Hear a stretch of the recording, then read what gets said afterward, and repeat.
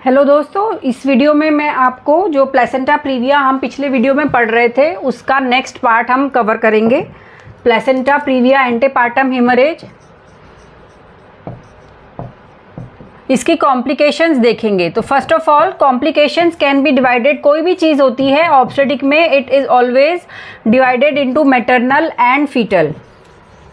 सो maternal complications क्या होती हैं, फीटल कॉम्प्लिकेशंस क्या होती हैं। तो सबसे पहले हम मैटरनल कॉम्प्लिकेशंस के बारे में पढ़ेंगे। मैटरनल कॉम्प्लिकेशंस भी हम डिवाइड कर सकते हैं during pregnancy, during labour and post labour. So during pregnancy, during labour and post labour, इसको अगर हम इस तरीके से याद रखते हैं तो हम जब वो पेशेंट हमारे पास में प्लेसेंटा प्रीविया की आई है ड्यूरिंग प्रेगनेंसी, तो वी हैव टू कलेक्ट कि उसको क्या क्या कॉम्प्लिकेशन हो सकते हैं, we have to keep in mind and उसी हिसाब से हम अपना अलर्ट रहते हैं ताकि वो कॉम्प्लिकेशन को होने से हम या तो रोक सकें, और अगर हम रोक नहीं पा रहे हैं तो कम से कम हम उसके हज़ार्ड्स को मिनिमाइज़ कर सके। ड्यूरिंग लेबर हमें किस बात में विजिलेंट रहना पड़ता है और पोस्ट लेबर हमें इस चीज़ में क्या मिस नहीं करना है।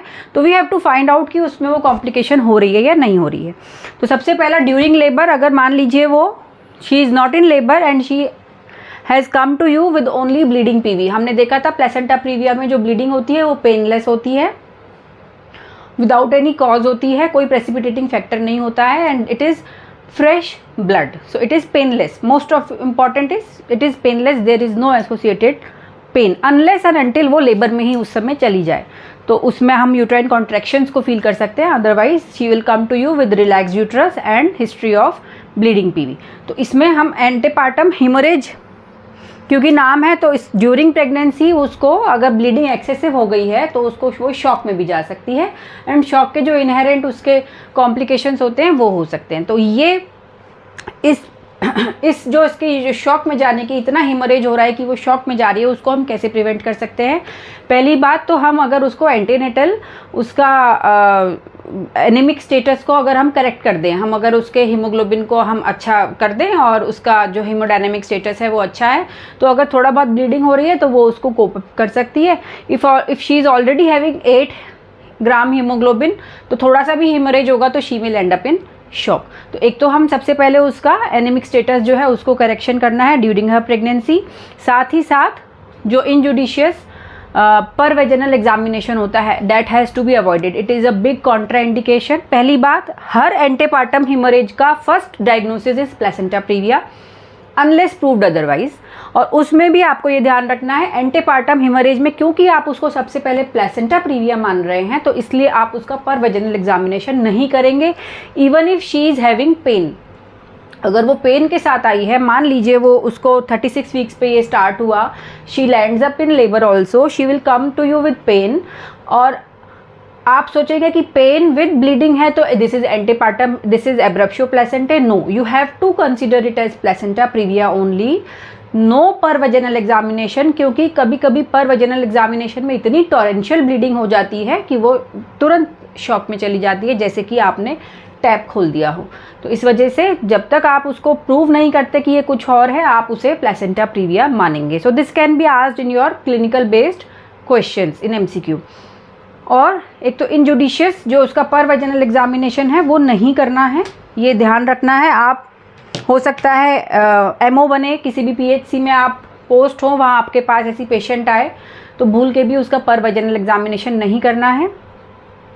सेकेंड थिंग उसका, बिकॉज लोअर पार्ट में हमारा क्या है, lower part is occupied by placenta, तो वहाँ पे आपको फीटल हेड आने में समस्या होती है, तो इसलिए malpresentation during pregnancy, malpresentation are also seen, transverse lie हो जाएगा, ऑब्लिक लाई हो जाएगा, तो वो भी आपका एक ड्यूरिंग प्रेगनेंसी इसका कॉम्प्लिकेशन है। एंड प्रीमेच्योर लेबर, मान लीजिए उसको 33 वीक्स पे ब्लीडिंग स्टार्ट हो गई and she lands up in labour, तो उसको क्या हो गया, प्रीमेच्योर लेबर हो गया। तो these are the 3 during pregnancy complications. First of all haemorrhage and shock, second is malpresentations and third one is your premature labour. अब चलो वो लेबर में आ गई, now she is in labour, so what are the complications we can come across, हमें क्या क्या complication मिल सकते हैं। अर्ली रप्चर ऑफ मेम्ब्रेन्स हो सकता है, और कई बार अर्ली रप्चर ऑफ मेम्ब्रेन्स होने के बाद में वो लेबर उतने अच्छे से प्रोग्रेस नहीं करता, पुअर प्रोग्रेस ऑफ लेबर या slow dilatation of cervix because of the placenta जो वहाँ पे एडहियर है वो उसको लोअर सेगमेंट और सर्विक्स के पास है, तो उसको ढंग से वो आपको प्रोग्रेस नहीं होने देता. Now intrapartum haemorrhage can also occur. She comes to you with antepartum haemorrhage, placenta previa in labour. अब मान लीजिए जब वो आपके पास आई उसकी ब्लीडिंग रुक गई. Now she is in labour, थोड़ा सा उसका सर्विक्स डायलेट हुआ, जो प्लेसेंटा आसपास था वो फिर अपनी जगह से सेपरेट हो गया, तो उसको इंट्रापार्टम हेमरेज भी हो सकता है. तो in that case you have to take her for caesarean section. अगर आपका प्रेजेंटिंग पार्ट वहाँ पे उसको प्रेस करके ब्लीडिंग नहीं रोक पा रहा है तो इंट्रापार्टम हेमरेज भी इसमें हो सकती है. देन अब जब ये सारी कॉम्प्लिकेशन हो रही हैं तो उसका ऑपरेटिव इंटरफेरेंस भी बढ़ रहा है. डेफिनेटली उसको सिजेरियन सेक्शन के चांसेस उसमें ज़्यादा हैं, तो उसके अपने इनहेरेंट जो उसके कॉम्प्लिकेशंस होते हैं. तो increase incidence of operative interference. Postpartum में क्या हो सकता है? पोस्टपार्टम में सबसे ड्रेडेड कॉम्प्लिकेशन जो होती है पोस्टपार्टम हेमरेज. उसके पोस्टपार्टम हेमरेज होने के जो कॉजेज़ हैं, सबसे पहला because the placenta is lying in the lower uterine segment, जहाँ पे आपका जो हमने पढ़ा था ह्यूमन ये फिजियोलॉजिकल चेंजेस इन प्रेगनेंसी वाले वीडियो में आप देखिएगा, जो एक ह्यूमन लाइगेचर्स जो आपका लिविंग लाइगेचर्स जो होते हैं वो लोअर सेगमेंट में कम होते हैं. तो वहाँ पे जो आपका प्लेसेंटा जहाँ से छूटा है, जहाँ से वो हटा है, that is in lower segment. Lower segment में वो जो रिट्रैक्टाइल एक्शन होता है अपर यूट्राइन सेगमेंट का वो पुअर होता है, तो इसलिए उसमें अटोनिक पीपीएच के चांसेस होते हैं. साथ ही साथ जो प्लेसेंटल सरफेस है, क्योंकि हमने पिछले वीडियो में देखा है कई बार इसमें प्लेसेंटा जो होता है ना वो पतला होता है, ज़्यादा फैला हुआ होता है, तो placental surface area is large. तो जितना ज़्यादा लार्ज सरफेस एरिया होगा इतने वो रिट्रैक्शन आने को होगा, उतने में उसका ब्लड लॉस ज़्यादा हो जाता है. थर्ड वन इज़ हमने पिछले वीडियो में देखा मॉर्बिडली एडेरेंट प्लेसेंटा या प्लेसेंटा एक्रीटा के चांसेस प्लेसेंटा प्रीविया के साथ बढ़ जाते हैं. तो जब वो होता है तब भी आपका पीपीएच होता है. This is the third cause. And fourth cause is traumatic PPH because cervix के पास अगर प्लेसेंटा है, मान लीजिए एंटीरियर प्लेसेंटा था, लो लाइंग था, it is near to cervix, तो सर्विक्स जो है उसमें थोड़ी सी फ्रिजाइल हो जाती है, बहुत वहाँ पे टॉर्चुअस ब्लड वेसल्स होते हैं, तो वहाँ से कई बार थोड़ा सा भी ट्रॉमा जो है वो आपको बहुत ज़्यादा ब्लीडिंग करता है. तो examiner may ask you what are the causes of PPH in a case of placenta previa, तो उसमें आप फटाफट जवाब देंगे. फर्स्ट ऑफ ऑल क्योंकि लोअर यूट्राइन सेगमेंट में जो प्लेसेंटा होता है it has got a poor retractile nature, so that is one cause, atonic PPH. Now because of the larger surface area of the placenta, the blood loss is more, so this is the second cause. Third one is the association of morbidly adherent placenta is common with placenta previa, so it may lead to postpartum hemorrhage. And fourth one is traumatic PPH because the cervix is very much vascular and fragile in cases of placenta previa. So these are the complications. Now अब postpartum में क्योंकि हमने देखा कि intrapartum में उसका operative interference भी बढ़ रहा है और उसका प्लेसेंटल सरफेस जो है it is closer to the cervix, it is wider as compare to the normally situated placenta. तो जब आपके वो सर्विक्स के पास में है तो वहाँ से आपके जो इन्फेक्शन है ऑर्गेनिज्म है they can ascend and they can cause inflammation eight the placental side जो आपकी अभी रीजनरेट हो रही है. तो उस केस में हमें और क्या क्या चीज़ें देखने को मिलती हैं? सब इन्वॉल्यूशन एंड प्यूरपेरल सेप्सिस. इसके भी इमीडिएट पोस्टपार्टम में तो आपका हिमरेज हो जाएगा and you have to be vigilant to find out कि इसमें प्यूरपेरल सेप्सिस तो नहीं हो रही है या इसमें सब इन्वॉल्यूशन तो नहीं हो रहा है. सब इन्वॉल्यूशन के ऊपर अगर आपको डिटेल देखनी है you can go to the video on this postpartum के जो हमने वीडियो बनाए हैं उसमें आप जाके उसको देख सकते हैं. सो रिटेन प्लेसेंटा भी हो सकता है, तो उसके अपने आपको फिर प्लेसेंटा सेपरेट करना पड़ता है, जीए में पेशेंट को ओटी में लेना पड़ता है, तो उसके फिर बाद में वही आपके सेप्सिस एंड सब इन्वॉल्यूशन का ये एक कॉज है. So these are the maternal complication. Now coming to fetal complication. Fetal complication can have low birth weight, LBW low birth weight baby होते हैं. लो बर्थ वेट होने का कारण दो हो सकते हैं. This can again be asked in your question. Either in MCQ और इन योर वाइवा कि लो बर्थ वेट बेबी क्यों होते हैं प्लेसेंटा प्रीविया में, आप तुरंत जवाब दे देंगे because of preterm, but you will miss this IUGR. Why IUGR is happening in placenta praevia? Suppose आपको प्लेसेंटा इतना अटैच है, थोड़ा सा वो यहाँ से शेयर हुआ, हट गया, ब्लीडिंग थोड़ी सी हुई, रुक गई, उसके बाद फिर थोड़ा सा हुआ, फिर वो रुक गया, उसकी प्रेगनेंसी कंटिन्यू हो गई, फिर थोड़ा सा हुआ, फिर रुक गया, तो इतना जो पोर्शन है over a period of time it is dead. तो उसको प्लेसेंटल सरफेस कितना बचा? इतना चाहिए, कितना था? पूरा. सो ये जो आपकी बीच बीच में रिकरेंट थोड़ी थोड़ी सी ब्लीडिंग होती है, इससे क्या होता है, आपका जो placenta supplying to the baby जो है वो इनसफिशिएंट हो जाता है. There is a intrauterine growth restriction. तो these are the causes of low birth weight, preterm and also IUGR. Why IUGR occurs? I have just told you. अगर ये समझ में नहीं आया है, you can ask in by going in comment box. Asphyxia during delivery, asphyxia हो सकता है आपका, मान लीजिए इंट्रापार्टम हिमोरेज हुई, अभी हमने देखा था कि जो एंटीपार्टम ड्यूरिंग लेबर कॉम्प्लिकेशन में इंट्रापार्टम हिमोरेज अगर मान लीजिए वो स्टार्ट हो जाती है, तो उस केस में आपका बेबी एस्फिक्सिएट हो सकता है. साथ ही साथ जब आप सिजेरियन करते हैं और एंटीरियरली लोकेटेड प्लेसेंटा होता है, तो you have to many times cut through the placenta and then you have to deliver the baby. उस कंडीशन में भी बेबी एक्सैंग्यूनेट हो सकता है, उसको एस्फिक्सिया भी हो सकता है. नाउ इंट्रायूट्राइन डेथ, अगर बहुत ज़्यादा ब्लीडिंग अगर उसको हो रही है तो आपको उसमें women will come in the state of shock and baby will be IUD.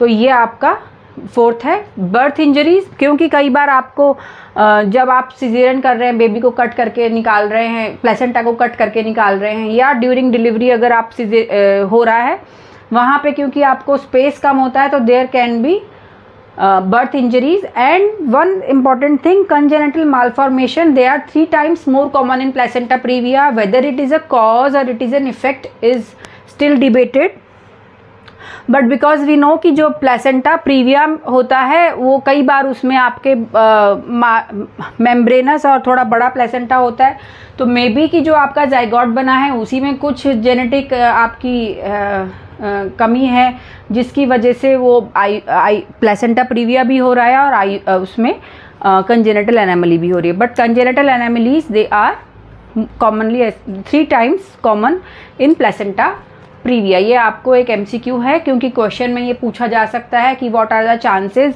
तो उसमें कई बार हम याद नहीं रख पाते हैं कि हम सोचते हैं प्लेसेंटा प्रीविया में कंजेनिटल एनामली क्यों होगी, लेकिन उसमें 3 times मोर एसोसिएशन है, ये आपको याद रखना है. It may be a cause और it may be a effect, it is still debated. Now what is the prognosis? अगर हम प्रोग्नोसिस की बात करते हैं तो जो हमने कॉम्प्लिकेशंस देखी हैं उसी के हिसाब से हम प्रोग्नोसिस के बारे में भी बात कर सकते हैं. सबसे पहला प्रोग्नोसिस, अगर हम पास्ट डाटा देखें, 20, 30, 40 साल पुराना डाटा देखें और अब का डाटा देखें, तो जो maternal prognosis has improved over a period of time as compare to the fetal prognosis. Maternal prognosis में इम्प्रूवमेंट हुआ है. क्यों हुआ है? एक तो हम एनीमिया का करेक्शन करते हैं, ठीक है. Second is because of this ultrasound we can diagnose placenta previa even before the first warning hemorrhage occurs. Now what is warning hemorrhage? Warning hemorrhage होती है जो पहली hemorrhage किसी भी placenta previa की patient को होती है, that is called warning hemorrhage. Even if it is very small, it is not to be ignored. इसीलिए इसका नाम रखा गया है वार्निंग हीमरेज, क्योंकि ये आपको वार्न कर रही है कि अगर आपने पहले डायग्नोज नहीं कर रखा है तो कम से कम इसके बाद आप उसको डायग्नोज करें. You do an ultrasound. तो एक तो वार्निंग हीमरेज को आपको कभी मिस नहीं करना चाहिए. You should refer the patient to the tertiary care centre immediately if she comes with the bleeding PV during her pregnancy. अगर वो ब्लीडिंग PV आपके पास आने तक रुक भी गई है, still you have to tell the women to go to the tertiary care centre. और क्या, जो ब्लड ट्रांसफ्यूजन की जो फैसिलिटीज़ हैं उससे इम्प्रूवमेंट हुआ है, तो इसलिए मैटरनल जो प्रोग्नोसिस है that has improved. I told U hospital deliveries में 1 to 5% is the maternal mortality. 1 is considered low, 5 is considered very high. तो जिस कंडीशन में वुमेन आपके पास आ रही है उस कंडीशन पे भी डिपेंड करता है. तो it is the responsibility of the doctor in the periphery जो पोस्टेड है. आप में से बहुत डॉक्टर जो बनेंगे वो मेडिकल ऑफिसर बनेंगे. You will be posted in the peripheries, peripheral area, PHCs. तो वहाँ पे आपको इस कंडीशन को मिस नहीं करना है. If she comes with the warning haemorrhage, you explain them the condition and you send the women to the tertiary care centre for admission even if the bleeding has stopped. अब fetal complication जो mortality और morbidity है, maternal में cause of mortality is hemorrhage and shock. So this is a question that can be asked. Placenta previa में cause of maternal mortality is hemorrhage and shock. Poor condition होगी, उसका 7-8 hemoglobin होगा. She will end up with small amount of bleeding in shock. अगर आपने उसका 11-12 के करीब haemoglobin कर रखा है, उसको उतनी ही ब्लीडिंग में जिसमें वो पहले शॉक में जा रही है, she will be able to कि उसको वो झेल सकती है. तो ये आपको ध्यान रखना है. Improving the maternal condition during antenatal period is very important and explain the women and give the oral iron to them. Now fetal complications जो हैं वो क्या हो सकती हैं. Prognosis is relatively poor. जो पेरीनेटल मॉर्टेलिटी है in such cases is around 10 to 25%. तो this is very high as compare to the maternal. और हमने अभी आपको बताया था हमेशा ऑब्स्टेटिक में maternal outcome is more important as compare to fetal. जैसे अगर मान लीजिए प्री टर्म टाइम है उसका, she is at around 28 weeks and comes with you severe bleeding, so you will take her for cesarean section even if you are aware कि आपका baby को हम साल्वेज नहीं कर पाएंगे, तब भी हम उसको सिजेरियन लेंगे क्योंकि हमें मदर की जान को पहले प्राथमिकता देनी है. तो ये चीज़ इसलिए fetal perinatal mortality is higher as compare to maternal mortality. अब causes of fetal perinatal mortality जो है, एक तो प्रीमेच्योरिटी है क्योंकि this can happen, this bleeding can happen at any of the gestational age. How much is कितना हो रही है उस हिसाब से you have to plan for the maternal outcome. दूसरा एस्फिक्सिया, अभी मैंने आपको बताया था कि बिकॉज आपका इंट्रापार्टम भी प्लेसेंटा सेपरेट हो सकता है, उस दौरान एस्फिक्सिया होके baby can die. And congenital malformation, because congenital malformation is 3 times more commonly seen in women with placenta previa. So these are the 3 causes of perinatal mortality in case of placenta previa. Now what is the management? सबसे पहली बात, हमें हर women को जो bleeding बोल के आ रही है during her pregnancy, later part of pregnancy, उसको हमें प्लेसेंटा प्रीविया मानना है एंड उसको हमें हॉस्पिटलाइज करना है even if there is no active bleeding when she reach the hospital. So you have to admit there is a very limited role of outpatient treatment in cases of placenta previa. क्योंकि warning haemorrhage जो हुई है भले ही वो small हुई हो, लेकिन इसका मतलब ये है कि in a near future she can have torrential bleeding. How much she will bleed, at what time she will bleed, this is not at all predictable by anyone. So इसीलिए हम उसको हॉस्पिटलाइज करते हैं. If she is in stable condition, we go for conservative treatment. If she is in exsanguinated condition or poor condition or she has already entered labor, then we have to go for active management. So ये जो दो, and if she has come to you at a PHC, आपके पास PHC पे अगर वो आती है तो आप उसको हायर सेंटर रेफ़र करेंगे for maternal as well as fetal outcome, क्योंकि फीटल में प्री मेच्योरिटी होती है, वहाँ पे अच्छी NICU फैसिलिटी होती है. एंड मैटरनल इसलिए क्योंकि आपका जो है वो उसको एक तो ब्लड ट्रांसफ्यूजन फैसिलिटी मिलती है एंड प्रॉपर उसका जो ट्रीटमेंट है राउंड द क्लॉक ऑपरेटिव अगर चाहिए तो दैट इज़ अवेलेबल. आप उसको कैसे रेफ़र करेंगे? Suppose she comes to you with the bleeding, तो आप उसको ऐसे ही भेज देंगे कि चलो जाओ चले जाओ? नहीं. You have to establish an IV line and start either RL or NS and then you will be sending her to hospital. So this is important. Now admission to hospital.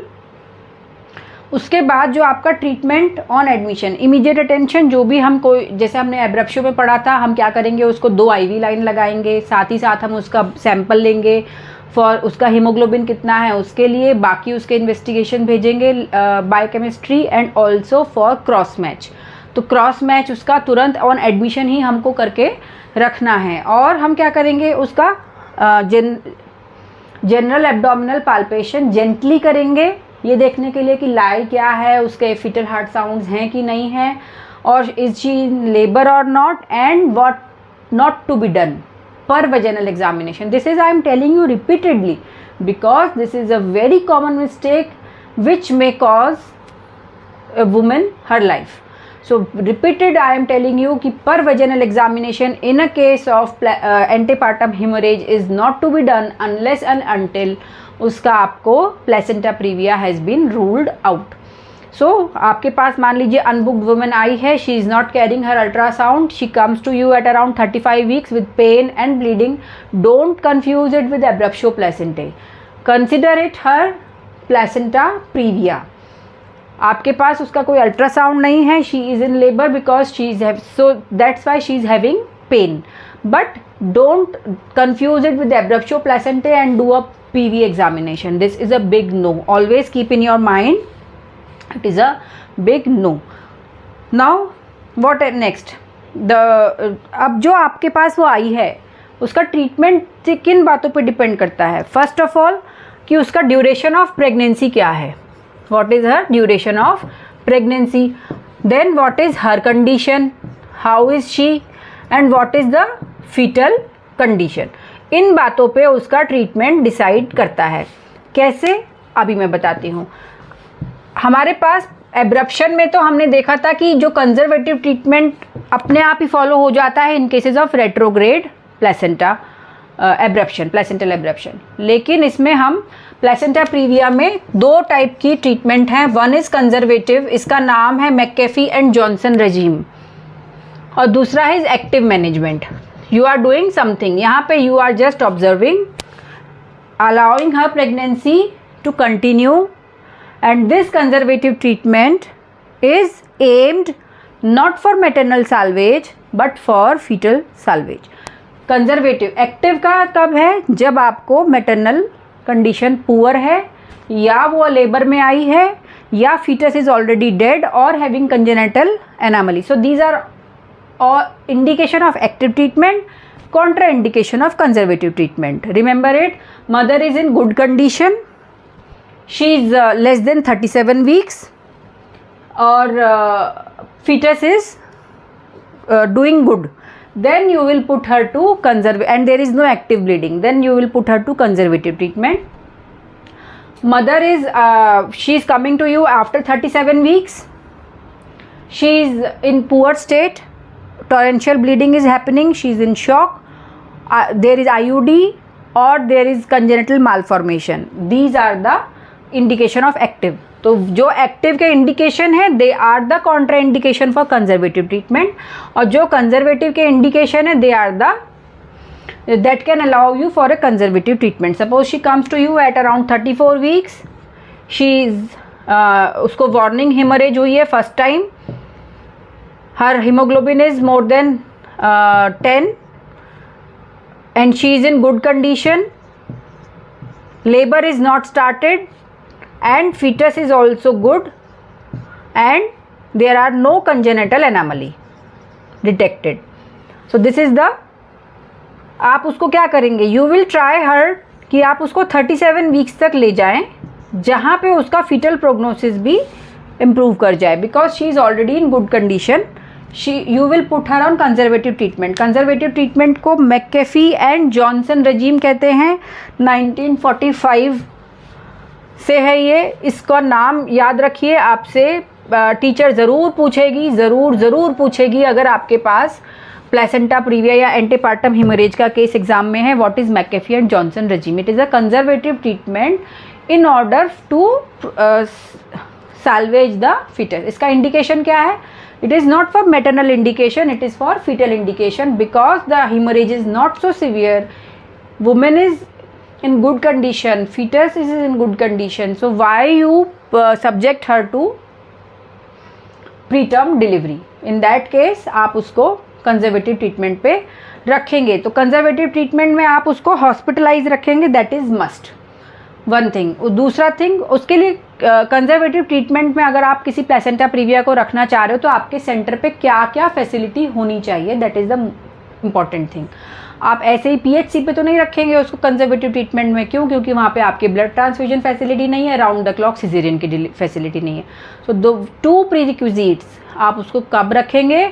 You have round the clock blood transfusion facility, also you have round the clock caesarean facility. उन्हीं centres में आप इनको conservative या McAfee and Johnson regime के लिए रखेंगे. You will hospitalise irrespective at what gestation she has come to you, and you will do a frequent vulval examination कि उसको ब्लीडिंग तो नहीं हो रही है. साथ ही साथ आप एवरी 2 to 3 वीक्स पे उसका एक अल्ट्रासाउंड कराएंगे to assess the fetal condition. And और उसमें आप क्या नहीं करेंगे, पर वेजाइनल एग्जामिनेशन आप इसमें नहीं करेंगे. I am again telling you, क्योंकि ये बहुत ही एक इम्पॉर्टेंट चीज़ है. आप उसको सप्लीमेंट्री हिमैटिनिक्स देंगे ताकि उसका जनरल कंडीशन बनी रहे. अगर उसको बीच बीच में थोड़ी थोड़ी ब्लीडिंग होती है, सपोज उसका एक पैड सोक हो गया and the bleeding again stopped, तो ऐसी कंडीशन में क्या आप उसको सिजेरियन के लिए ले जाएंगे? No, you will assess the fetus again, you will assess again the maternal condition. अगर आपको लग रहा है कि उसका हीमोग्लोबिन मान लीजिए 11 था और फिर वो आपका इसमें 9 हो गया, you can go for blood transfusion and then you will allow her pregnancy to continue till either fetus is viable or she lands up in active bleeding, that is severe, moderate or severe. So अगर आपने patient को McAfee and Johnson regime पे रखा है and उसको थोड़ी थोड़ी bleeding हो रही है, तो that is not an indication for termination of that conservative treatment. So what are, either she lands up in severe और मॉडरेट ब्लीडिंग, और fetus is dead during that time, or you on ultrasound you find that there is some congenital anomaly. So these are the indication जब आप उसको इस conservative treatment को रोक देंगे. Then you will have to do her delivery and you have to shift yourself to active treatment. One more thing जो आपकी conservative treatment में add होनी चाहिए वो है उसका maternal steroids दिए जाते हैं for fetal lung maturation. So and two things that are not to be done in conservative treatment. One is tocolytics, they do not have any role, and other is cervical encerclage. This can be asked in your MCQ also, or during Viva teacher may ask you. So what are not indicated in conservative treatment or McAfee and Johnson regime? Tocolytic, they do not have any role, and cervical encerclage has no role. In fact, cervical encerclage is contraindicated क्योंकि वहाँ पे cervix में vascularity बड़ी होती है. जैसे ही आप उसमें नीडल डालेंगे वहाँ से तुरंत ऐसे ब्लीडिंग स्टार्ट हो जाएगी. और एक और चीज़, जब वो पेशेंट आपकी स्टेबल हो गई है, 1-2 दिन आपके साथ हॉस्पिटल में है and now she is comfortable, you do a gentle per speculum examination to rule out the local causes, like कोई पॉलिप है या कुछ उस टाइप का जो 5% केसेस में होते हैं. तो अगर वो है तो आप उसको साथ के साथ टैकल कर सकते हैं. दिस इज़ ऑल्सो कॉमन कि आपको लोकल कॉज भी मिल जाए और यूएसजी में आपको लो लाइंग प्लेसेंटा भी मिल जाए. तो अगर आपको एडमिशन करने के बाद पर स्पेक्युलम में आपको नज़र आता है कि there is a local cause, so don't make a hasty decision कि she is not placenta previa. This does not rule out her being a placenta previa. Ultrasound is the guide. आपको ultrasound में देखना है. It is possible that she could be having both placenta previa as well as some local cause. So these are the things. Definitive treatment you can हमने देखा था dangerous placenta previa, वो क्या होता है, टाइप 2 पोस्टीरियर को हम dangerous कहते हैं उसको. साथ ही साथ जो आपका type 3 and type 4 that is complete placenta previa, in cases में we will post her to caesarean section even if the baby is dead. or there is some any other obstetric contraindication for vaginal delivery, like there is a transverse lie or there is a contracted pelvis, transverse lie, previous cesarean section. So these are the contraindication for vaginal delivery. जो हमारा type 1 placenta previa या type 2 anterior है, अगर she is in labour you can augment and you have to keep in mind that she will end up in again intrapartum haemorrhage. आपको blood उसका ready रखना है transfusion के लिए. उन केसेस में we can go for vaginal delivery. Otherwise जो ये मैंने आपको बताए थे इसमें आपको there is a must caesarean section. अब जो इसमें सिजेरियन सेक्शन होता है वो कौन सा करना होता है? There is a 2 type of caesarean section that can be done. एक है क्लासिकल एंड एक है लोअर सेगमेंट. सो क्लासिकल तो बुक्स में ही है अब अवेलेबल, हार्डली कोई करता है इसको. बुक्स में आपको पता होना चाहिए कि क्लासिकल टाइप का भी सिजेरियन सेक्शन होता है, because you are if you are a post graduate student. जो ओल्डर ऑब्स्टेटिशियंस हैं जिन्होंने ये किया हुआ है अच्छे से actively, they may still be using it. But अभी लोअर सेगमेंट अप्रोच के लिए इतना आप इजी आपको हो गया है, आप इतने हैबिचुअल हो गए हो कि even in placenta previa lower segment is better. But आपको उसमें क्या सावधानी रखनी है? सबसे पहली बात, वो भी आपका डिपेंड करता है. बुक्स में आपको ये कहा जाता है, एग्ज़ाम जो ओल्डर एग्जामिनर्स हैं दे ऑल्सो सजेस्ट कि आपको इंफ्रा अम्बिलिकल लॉन्जिट्यूडनल इंसिजन लेना है. But some obstetricians they are well versed with the transverse incision, lower abdominal transverse incision. So it is the choice of the surgeon. और साथ ही साथ इसमें क्या आपको बहुत क्विक होना है, so senior obstetrician has to do it, senior anaesthetist has to do it, should be present. Anaesthesia कौन सा देंगे? स्पाइनल एनेस्थीसिया या जिसे हम रीजनल एनेस्थीसिया कहते हैं वो आप नहीं देंगे. उसमें आपको मैनेज करना मुश्किल हो जाता है इन केस कि there is occurring some bleeding. So spinal देने के बाद हाइपोटेंशन होती है, इस केस में ऑलरेडी हाइपोटेंशन है तो इसलिए इसमें जनरल एनेस्थीसिया दिया जाता है. एक तो क्योंकि वो बहुत क्विक होता है इंड्यूस करना, साथ ही साथ you can manage any of the thing that is occurring because of the haemorrhage. So इसलिए रीजनल एनेस्थीसिया इसमें नहीं देते हैं. आपका अगर एंटीरियरली लोकेटेड प्लेसेंटा है, you have to either cut through the placenta और you first cut the uterine wall, फिर आप प्लेसेंटा से जाएंगे अंदर और आप मेम्ब्रेन्स तक पहुंच के वहाँ से फिर आप कट करके और बेबी को निकालेंगे. सो दोनों ही कंडीशन में बेबी का जो एक्सेंग्यूनेट हो जाता है और उसको आपको तुरंत कॉर्ड क्लैम्प करनी है ताकि और ब्लीडिंग ना हो, और बेबी का आपको हीमोग्लोबिन सीबीसी ज़रूर सेंड करना चाहिए. एंड इफ़ रिक्वायर्ड बेबी को भी ट्रांसफ्यूजन देने की ज़रूरत होती है, वो पीडियाट्रिशियन का काम होता है. So you have to inform that I am taking this placenta previa for caesarean. आप आ जाइए और बेबी को आप हैंडल करेंगे, मदर को मैं हैंडल करूँगा. तो ये इसमें एक आपको ध्यान रखना है कि जो आपको कई बार, क्योंकि लोअर सेगमेंट पे ही प्लेसेंटा है वो बहुत वेस्कुलर है, आपको ऊपर ही टॉर्चुअस वेन्स नज़र आती हैं, तो उसमें आप क्या कर सकते हैं, दो तरफ लाइगेचर पुट करके you have to cut in between. So you can go through the placenta, cutting through the placenta, और marginally you can go. Both cases में आपका फीटस एट रिस्क हो जाता है. So this is anterior placenta previa. Now अब caesarean section के बाद क्या हो सकता है? You have to very vigilantly check about the bleeding sinuses that are present. आपका जो जहाँ से प्लेसेंटा सेपरेट हुआ है, you have to be very vigilant. आपको ब्लीडिंग साइनसेस को टैकल करना है. साथ ही साथ क्योंकि लोअर सेगमेंट में प्रेजेंट है, कई बार आपका सर्विक्स जो होता है वो बहुत फ्रेजाइल हो जाता है, तो आपका जो सूचर्स हैं वो भी बहुत ध्यान से लेने पड़ते हैं. तो दीज आर द कॉम्प्लिकेशंस. अगर आपकी ब्लीडिंग नहीं रुक रही है, you can do the packing which you have to remove after 48 hours. So these are the things for placenta previa.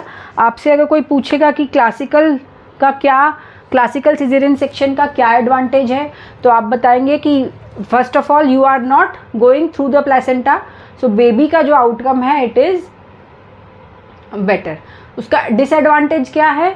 Because you can not directly visualise the bleeding sinuses at the placental site. So उनका जो वहाँ से अगर bleeding हो रही है तो उसको टैकल करना आपका मुश्किल हो जाता है. So these are the things that you should be aware about in a case of placenta previa which comes under antepartum haemorrhage. ये आपको जो भी मैंने बताया है इसमें से कुछ ना कुछ आपको ज़रूर आपके वाइवा में एमसीक्यू में पूछा ज़रूर जाएगा। मैकेफी जॉनसन रेजीम इसमें इंपॉर्टेंट होती है। What are the contraindication, what are the indication when you will terminate this, ये बहुत इंपॉर्टेंट है। और साथ ही साथ आपका प्लेसेंटोग्राफी इसमें इंपॉर्टेंट है। और आपके जो भी complication and classical and lower segment का जो हमारा अप्रोच है वो इम्पॉर्टेंट है। So these are the things that are commonly asked in your viva exam also in a case of placenta previa, specially for post graduates also. So आप अगर ये कुछ बेसिक्स बताते हैं तभी आपका वाइवा फिर अगले लेवल पे जाता है। सो ये वीडियो आपको अगर पसंद आया है तो लाइक ज़रूर करिए, चैनल को सब्सक्राइब ज़रूर करिए और अपने फ्रेंड्स में शेयर ज़रूर करिए। Thank you.